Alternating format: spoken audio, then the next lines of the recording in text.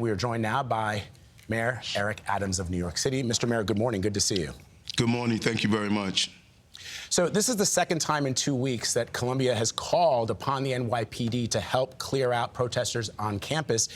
Is sending the police in riot gear the best way to de-escalate what is already a tense situation? Well, there were two operations tonight. One was with CUNY and one was with Columbia University. And once I became aware of the outside agitators who were part of this operation, as Columbia mentioned in their letter and their request with the New York City Police Department, it was clear we had to take appropriate actions. When our intelligence division identified those who were professionals, well-trained, one of them was married to someone that was arrested for terrorism, we knew these children were being exploited and they were in danger, and would have been irresponsible not to reply to requests from Columbia University.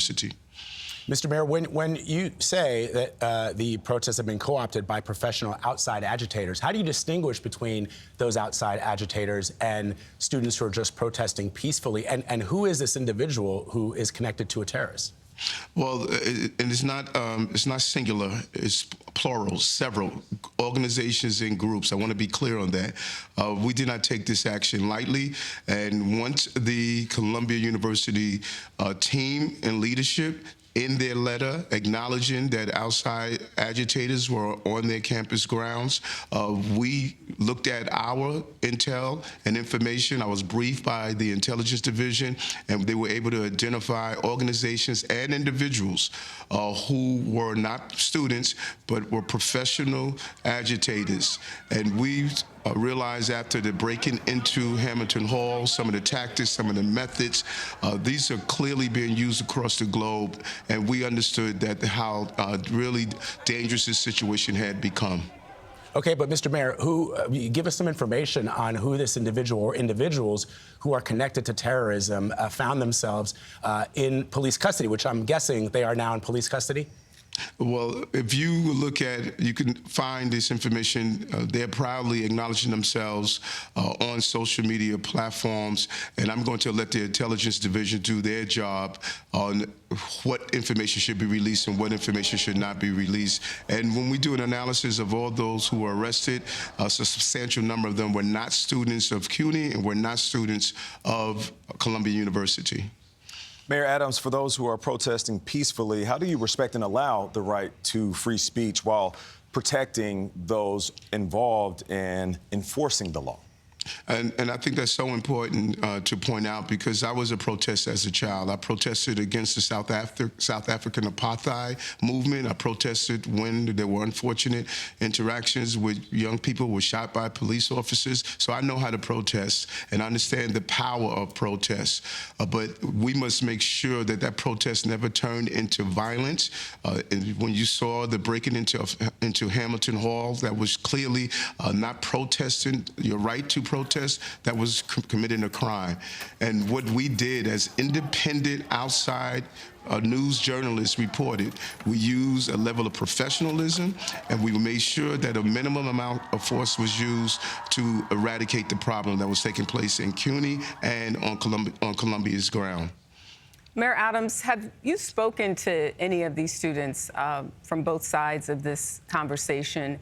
I'm wondering what they're telling you, but more importantly, how do you then have a larger conversation to make sure all students are safe? And yes, I have communicated with many.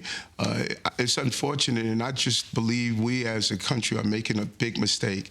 There's a desire to radicalize our children coming out of COVID, using social media and methods of really radicalizing our children. When you have only 18% of 18 to 30-year-olds of really loving this country, that should be a wake-up signal for all all of us. And I have had a series of meetings with students. We have been meeting with various faith-based groups. This is nothing new for me. My breaking bread, building bonds, over 1,000 dinners of people sitting down together to communicate. We have to start understanding this diverse city. We must come together, and we can't use violence and calling for the destruction of a people like we are hearing with the anti-Semitism that we're seeing.